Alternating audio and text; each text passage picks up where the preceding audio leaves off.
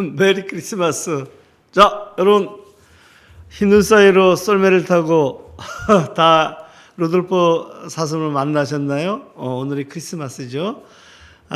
예수님이 천국에 가려면 7가지 자선을 행해야 된다고 얘기했거든요. 7번째가 뭔지 아십니까? 장례를 잘 치러주는 거. 자, 오늘은 장례에 대한 얘기거든요.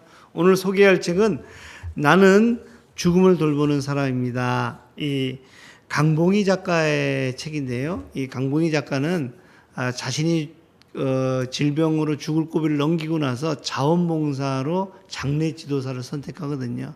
그는 죽음을 돌봅니다. 강봉희 작가는 천국에 가겠죠, 그죠? 그런데 강봉희 작가가 만나는 죽음들은 대부분 고독사거든요. 무용고의 죽음인 건 거죠. 왜냐하면 자원봉사로 의뢰되는 거니까. 강봉희 작가는 그 죽음들을 보면서 질문을 던집니다.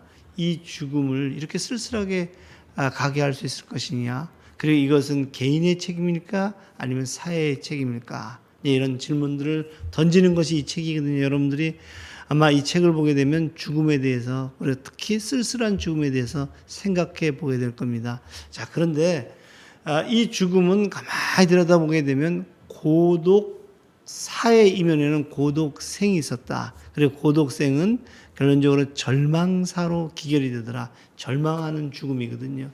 우리나라 청년들이 작년에 2020년에 몇 명이 고독사로 죽었느냐? 4,200명 정도가 고독사로 죽었다는 통계가 있거든요. 그들은 절망사 속에서 고독한 죽음을 맞는데 그 고독한 죽음은 또다시 아무도 돌보지 않는 그런 이 무용고의 죽음으로 기결될 가능성이 크다는 건 거죠. 자, 그렇다면 우리는 이 죽음에 대해서 어떻게 이해해야 될까요? 그리고 이 죽음의 장래에 대해서 어떻게 이해해야 될까요?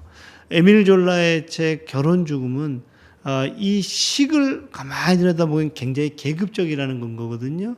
귀족이라든가 부르주아지의 죽음들은 굉장히 화려하고 귀족의 경우에는 명예를 중시하고 부르주아는 돈을 중시 여기는데 농민이라든가 상인의 죽음들은 그 자녀들이 끊임없이 뭐를 고민하냐 하면 문을 닫은 일수, 그 다음에 밭에 나가지 못하는 일수, 그 죽음 때문에. 그래서 그 애는 죽음조차도 환영받지 못하거든요. 오늘날 그런 환영받지 못하는 죽음들, 고독한 어떤 그 삶을 살다가 고독사를 나는 무용고의 죽음들이 늘어나고 있는데 과연 이것은 누가 책임져야 될까요? 일본에서는 고독사라는 말 대신 고립생이라는 말을 써야 된다. 이렇게 이제 얘기를 했고, 왜냐하면 국가의 책임들을 좀 더 명확히 해야 된다. 이렇게 얘기를 했거든요. 자, 오늘날 우리의 이 사회는 이 고독사가 계속 늘어나고 있거든요. 노인이라든가 청년이라든가, 그리고 또 코로나19가 오게 되니까 또 바이러스의 위험 때문에 또 고독사들이 늘어나고 있는데 이 고독사에 대해서 우리는 어떻게 해야 될까요? 우리가 꿈꿔왔던 이상은 요람에서 무덤까지 국가가 책임을 져야 된다고 얘기하는데 오늘날 우리는 그러고 있나요? 이 고독한 죽음에 대해서 우리는 어떻게 바라봐야 되는가? 저는 이 책을 통해 갖고 이런 질문을 던져봅니다. 수많은 죽음 중에 우리가 특별히 주목해야 할 죽음은 무엇일까요? 오늘날에. 그리고 왜 이 죽음이 지속되고 있는가요? 고독한 죽음을 멈추는 방법들은 무엇인가요? 저는 이것을 강봉희 작가처럼 개인에게 맡길 것이 아니라 사회가 책임져야 된다.